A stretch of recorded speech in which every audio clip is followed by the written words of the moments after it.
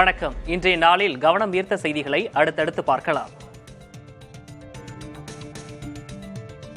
மத்திய மாநில அரசுகள் பல்வேறு தரப்பினருக்கு செயல்படுத்தி வரும் நலத்திட்டங்களில் மிக பெரும்பாலானவை நேரடியாக நிதி தரும் திட்டங்களாக மாற்றப்பட்டுவிட்டதாக மத்திய நிதியமைச்சர் நிர்மலா சீதாராமன் தெரிவித்துள்ளார். மத்திய மாநில அரசுகள் சுமார் 1200 நலத்திட்டங்களை செயல்படுத்தி வருவதாகவும் இதில் 1100 திட்டங்கள் நேரடியாக பயனாளிகளின் வங்கிக் கணக்கில் சேர்ப்பிக்கும் வகையில் மாற்றப்பட்டுவிட்டதாகவும் நிதியமைச்சர் கூறியுள்ளார். நலத்திட்டங்களை நேரடியாக கொண்டு செல்வதன் மூலம் இடைத்தரகர்கள் மூலம் அரசின் நிதி முறைகேடாக செல்வது தடுக்கப்படுவதாக நிதியமைச்சர் தெரிவித்தார். மத்திய அரசு ஏற்படுத்தியுள்ள பொதுமக்களுக்கான நிதி மேலாண்மை திட்டம் 60 கோடி பேருக்கு நேரடி மானியம் சென்று சேர்வதை கண்காணித்து முறைப்படுத்தி வருவதாகவும் நிதியமைச்சர் குறிப்பிட்டார்.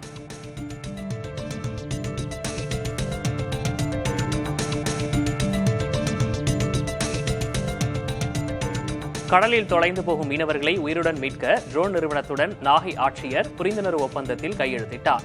இந்தியாவின் முன்னணி ட்ரோன் உற்பத்தி நிறுவனமான யாலி ஏரோஸ்பேஸுடன் நாகை ஆட்சியர் கையெழுத்திட்டார். இதன் மூலம் உயர்தர அதிநவீன ட்ரோன்களை கொண்டு கடலில் 100 கிலோமீட்டர் தூரத்திற்கு கண்காணிப்பு பணி செய்வது, மீட்பு நடவடிக்கைகளில் ஈடுபட முடியும் என தெரிவிக்கப்பட்டுள்ளது.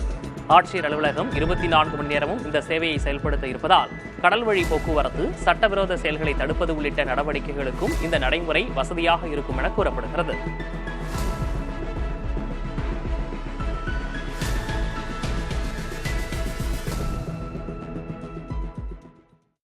ஃபார் எக்ஸாம்பிள், நாளைக்கு ஒருத்தர் கடலில் தொலைஞ்சு போயிட்டாங்க ஒரு நியூஸ் வருதுன்னா இமீடியட்டாக இங்கேருந்து நம்ம ஒரு ட்ரோனை இங்கேருந்து அமைச்சு ஜஸ்ட் நாகப்பட்டினம் கலெக்டரேட்லேருந்து நம்ம இங்கேருந்து ஆப்ரேட் பண்ணலாம். இங்கேருந்து அமைச்சு நம்ம அந்த ட்ரோனால் 100 கிலோமீட்டர் வரைக்கும் அதை மானிட்டர் பண்ண முடியும். பட் நம்ம ஸ்ரீலங்கா பார்டர் பக்கத்தில் இருக்கனால ஒரு 10 கிலோமீட்டர் வரைக்கும் நம்ம ட்ரோன் அமைச்சு ஈஸியாக அவங்களை மானிட்டர் பண்ணி ஒரு கோஆர்டினேட் எந்த இடத்துல அவங்க தொலைஞ்சிருக்காங்களோ அந்த கோஆர்டினேட்டை ஈஸியாக கொடுத்து நம்மளோட கோஸ்டல் டிபார்ட்மெண்ட்டுக்கு ஈஸியாக நம்ம கொடுத்துடலாம். இது மூலமாக நம்ம தொலைஞ்சு போகிற ஃபிஷர்மேனை நம்ம ஈஸியாக காப்பாற்றிடலாம். வெளிநாடுகளுக்கு வழங்கப்பட்டு வரும் நிதி உதவிகளை குறைத்து அதை ராணுவ மேம்பாட்டிற்கு பயன்படுத்த பிரிட்டன் பிரதமர் ஸ்டார்மர் திட்டமிட்டுள்ள நிலையில் அதற்கு எதிர்ப்பு தெரிவித்து பிரிட்டனின் சர்வதேச மேம்பாட்டு அமைச்சர் அன்னிலே ஸ்டார்டஸ் ராஜினாமா செய்துள்ளார். ட்ரம்பை பார்த்து ஸ்டார்மரும் வெளிநாட்டு நிதிகளை குறைக்கிறார் என்று குற்றம் சாட்டியுள்ள அன்னிலே ஸ்டார்டஸ் பிரிட்டனின் இந்த முடிவு சர்வதேச அளவில் மதிப்பை குறைக்கும் என்றும் எச்சரித்துள்ளார். 2020 பிரிட்டன் அதன் மொத்த தேசிய வருவாயில் 0.7 விழுக்காட்டை வெளிநாடுகளுக்கு நிதி உதவியாக அளித்தது. இந்த நிதி அளவு 2027 0.3 விழுக்காடாக குறையும் என்று மதிப்பிடப்பட்டுள்ளது. இரண்டாவது முறையாக அமெரிக்க அதிபராக பதவியேற்றிருக்கும் ட்ரம்ப் அமெரிக்காவின் செலவினங்களை குறைக்க அரசு ஊழியர்களை வேலையிலிருந்து நீக்குவது தொடங்கி வெளிநாடுகளின் அடிப்படை வளர்ச்சி திட்டங்களுக்கு அமெரிக்கா வழங்கி வந்த நிதிகளை நிறுத்துவது உட்பட பல்வேறு அதிரடி நடவடிக்கைகளை மேற்கொண்டு வருவது குறிப்பிடத்தக்கது. கவர்ச்சி பாடல்களில் அர்த்தம் புரியாமல் சிறுமிகள் பாடுவது சங்கடத்தை ஏற்படுத்துவதாக பாடகி ஸ்ரேயா கோஷல் தெரிவித்துள்ளார். அக்னிபாத் படத்தில் வரும் சிக்னி சம்மேலி பாடலை குறிப்பிட்டு அவர் பேசினார். ஒரு நிகழ்ச்சியில் தன்னை சந்தித்த 5 வயது சிறுமி மேடையில் தனது முன்னிலையில் இந்த பாடலை பாட விரும்புவதாக கூறிய நிகழ்வை நினைவு கூர்ந்தார். அந்த தருணம் தனக்கு மிகுந்த சங்கடத்தை ஏற்படுத்தியதாகவும் அதை தான் தவிர்த்துவிட்டதாகவும் ஸ்ரேயா கோஷல் குறிப்பிட்டார். ஒரு பெண் அழகாக இருக்கிறாள் என்பதை தவறான கோணத்தில் சொல்லக்கூடாது என்று கூறிய அவர், இந்த கவர்ச்சி பாடலை ஒரு பெண் எழுதியிருந்தால் அதை ரசிக்கும் விதத்தில் உருவாக்கியிருப்பார் என்றார். தமிழ்நாடு அரசை பின்பற்றி பிரிட்டன் நாட்டிலும் பள்ளிகளில் மாணவர்களுக்கு இலவச காலை உணவு வழங்கும் திட்டம் செயல்படுத்தப்பட உள்ளதாக தமிழ்நாடு அரசு பெருமிதம் தெரிவித்துள்ளது. பள்ளி மாணவர்களுக்கு இலவச காலை உணவு அளிக்கும் திட்டத்தை பிரிட்டன் அரசு விரைவில் செயல்படுத்த உள்ளது. முதல் கட்டமாக 750 தொடக்கப் பள்ளிகளைச் சேர்ந்த 1,80,000 மாணவர்கள் இதனால் பயனடைவார்கள். முதல்வர் மு.க. ஸ்டாலின் தலைமையிலான திமுக அரசு தமிழ்நாடு அரசு தொடக்கப் பள்ளிகளில் இலவச காலை உணவு திட்டத்தை 2022 செப்டம்பர் 15 அன்று தொடங்கி வைத்தது. இந்த திட்டத்தின் பயன்களை கண்டு தெலங்கானா உள்ளிட்ட வேறு சில இந்திய மாநிலங்களின் அரசுகள் பள்ளிகளில் காலை உணவு திட்டத்தை அறிமுகப்படுத்தின. கனடா நாட்டிலும் இத்திட்டம் அறிமுகப்படுத்தப்பட்டது. விழுப்புரத்தில் 3வது ஆண்டாக புத்தக திருவிழா நாளை தொடங்க உள்ள நிலையில் இறுதிக்கட்ட பணிகள் விறுவிறுப்பாக நடைபெற்று வருகின்றன. புதிய பேருந்து நிலையம் அருகே உள்ள நகராட்சி திடலில் 80 அரங்குகள் அமைக்கப்பட்டுள்ளன. இதில் 2 லட்சத்திற்கும் மேற்பட்ட தலைப்புகளில் புத்தகங்கள் 10 விழுக்காடு தள்ளுபடியில் விற்பனைக்கு வைக்கப்பட உள்ளன. வரும் 12ஆம் தேதி வரை இப்புத்தக திருவிழா நடைபெற உள்ளது.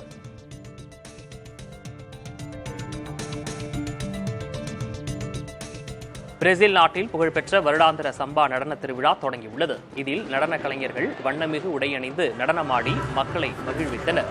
இவர்கள் அனைவரும் ரியோ டி ஜெனீரோவில் உள்ள நடனப் பள்ளியில் பயின்றவர்கள் ஆவர்.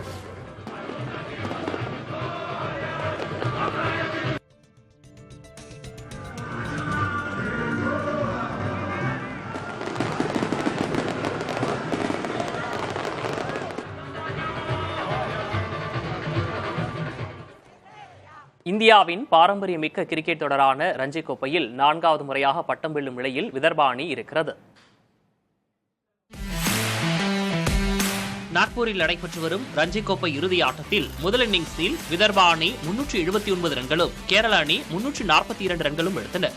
37 ரன்கள் முன்னிலையுடன் 4வது நாளில் 2வது இன்னிங்ஸை விளையாடிய விதர்பா அணியில் தொடக்க ஆட்டக்காரரான பார்த் ரெஹடே 1 ரன்னிலும் துரு ஷோரி 5 ரன்களிலும் ஆட்டமிழந்தனர். முதல் இன்னிங்ஸில் சதம் அடித்த மலேவர் 2வது இன்னிங்ஸிலும் சிறப்பான ஆட்டத்தை வெளிப்படுத்தி 73 ரன்கள் சேர்த்தார். நேர்த்தியான ஆட்டத்தை வெளிப்படுத்தி கேரள பந்துவீச்சாளர்களுக்கு தலைவலியை ஏற்படுத்திய கருண் நாயர் சதம் அடித்தார். 4வது நாள் முடிவில் விதர்பா அணி 4 விக்கெட் இழப்புக்கு 249 ரன்கள் எடுத்து வலுவான நிலையில் இருக்கிறது. கருண் நாயர் 132 ரன்களுடன் களத்தில் இருக்கிறார். ஒரு நாள் ஆட்டம் மட்டுமே மிஞ்சியுள்ள நிலையில் விதர்பா அணி 286 ரன்கள் முன்னிலையுடன் உள்ளனர். இதனால் விதர்பா அணி கோப்பையை வெல்வதற்கான வாய்ப்புகள் பிரகாசமாக உள்ளன. விழுப்புரம் மாவட்டம் திருக்கோவிலூர் அருகே ஊராட்சி நிர்வாகத்தின் அலட்சியத்தால் பெஞ்சல் புயல் நிவாரணப் பொருட்கள் காலாவதியாகியுள்ளன. கடந்த டிசம்பர் மாதம் ஏற்பட்ட பெஞ்சல் புயலில் மணம்பூண்டி ஊராட்சியும் பாதிக்கப்பட்டது. எனவே இப்பகுதிக்கும் பல்வேறு பகுதிகளில் இருந்து நிவாரணப் பொருட்கள் வழங்கப்பட்டன. இவைகளை முறையாக பொதுமக்களுக்கு வழங்காததால் 40 பெட்டிகளில் ஊராட்சி நிர்வாக குடோனில் வைக்கப்பட்டிருந்த ரஸ்க், பிஸ்கட், பிரெட் உள்ளிட்ட பொருட்கள் காலாவதியாகியுள்ளன.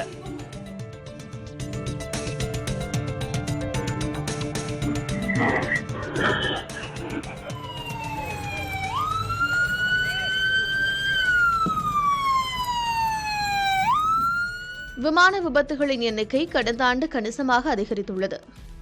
2024ஆம் ஆண்டில் சிறிதும் பெரிதுமாக ஆயிரக்கணக்கான விமான விபத்துகள் நடைபெற்றுள்ளன. இவற்றில் மிக மோசமான விபத்துகளாக அடையாளப்படுத்தப்படும் 7 விபத்துகளில் 244 பேர் உயிரிழந்துள்ளதாக சர்வதேச விமான போக்குவரத்து சங்கம் தெரிவித்துள்ளது. இவ்வமைப்பு வெளியிட்ட அறிக்கையின்படி 2023இல் நடைபெற்ற மிக மோசமான விபத்தில் 72 பேர் உயிரிழந்தனர். அதே சமயம் விமான பாதுகாப்பு ஒப்பீட்டளவில் மேம்பட்டிருப்பதாக அவ்வறிக்கையில் குறிப்பிடப்பட்டுள்ளது.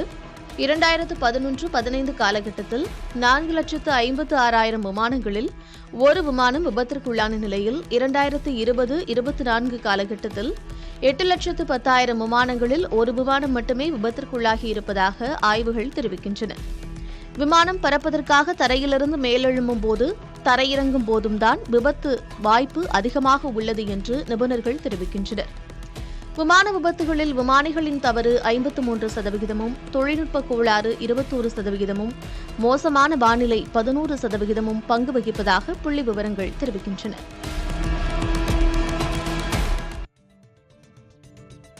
காசநோய் குறித்து விழிப்புணர்வு ஏற்படுத்தும் வகையில் புதுச்சேரி கடற்கரை சாலையில் நடத்தப்பட்ட மெகா ஓவியப் போட்டியில் பள்ளி மாணவர்கள் ஆர்வமுடன் பங்கேற்றனர். சுகாதாரத்துறை, தேசிய சுகாதார இயக்கம், மாநில காசநோய் கட்டுப்பாட்டு மையம் உள்ளிட்டவை இணைந்து நடத்திய ஓவியப் போட்டியில் 200க்கும் மேற்பட்ட அரசு பள்ளி மாணவர்கள் பங்கேற்றனர். போட்டியில் பங்கேற்ற மாணவர்களுக்கு சான்றிதழ்கள் வழங்கப்பட்டன.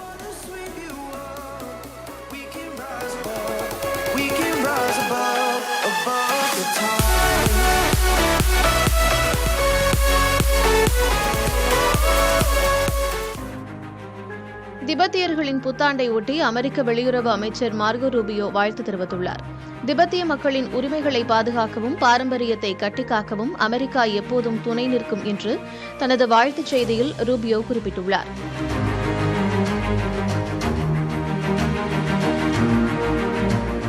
சீனாவின் ஒரு பகுதியாக உள்ள திபெத் உள்ள நிலையில் தலாய் லாமா தலைமையில் திபெத்தியர்கள் தனிநாடு கோரி போராடி வருகின்றனர். திபெத் தனது ஒருங்கிணைந்த பகுதி என்பதில் சீனா உறுதியாக உள்ள நிலையில் அதனை தனி நாடாக கருதி பேசி வருபவர்களை எப்போதும் கண்டித்தும் வருகிறது. தற்போது ட்ரம்ப் அரசு அமைந்துள்ள நிலையில் திபெத்தியர்களின் புத்தாண்டுக்கு அமெரிக்க அமைச்சர் வாழ்த்து கூறியுள்ளது சீனாவின் கடும் அதிருப்தியை சந்திக்கும் என்று கூறப்படுகிறது. மேலும் சீனா குறித்த அமெரிக்காவின் நிலைப்பாட்டை மறைமுகமாக உணர்த்தும் வகையில் இருப்பதாக பார்க்கப்படுகிறது.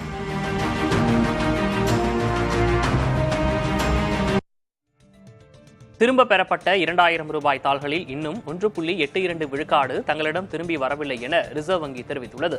6471 கோடி ரூபாய் மதிப்புள்ள 2000 ரூபாய் தாள்கள் இன்னும் மக்களிடம்தான் உள்ளதாக ரிசர்வ் வங்கி கூறியுள்ளது. 2016இல் மேற்கொள்ளப்பட்ட பண மதிப்பு நீக்கத்திற்கு பின் 2000 ரூபாய் தாள்கள் அறிமுகப்படுத்தப்பட்டன. பின்னர் அவற்றை 2023ஆம் ஆண்டே மே 19ஆம் தேதியிலிருந்து ரிசர்வ் வங்கி திரும்பப் பெற தொடங்கியுள்ளது. இதற்கு பின் 2 ஆண்டுகள் ஆகிவிட்ட நிலையில் 98.18 விழுக்காடு 2000 ரூபாய் தாள்கள் திரும்ப பெறப்பட்டுள்ளதாக ரிசர்வ் வங்கி கூறியுள்ளது. 2000 ரூபாய் தாள்கள் திரும்ப பெறப்பட்டாலும் செல்லாதது என அறிவிக்கப்படவில்லை என்பது குறிப்பிடத்தக்கது.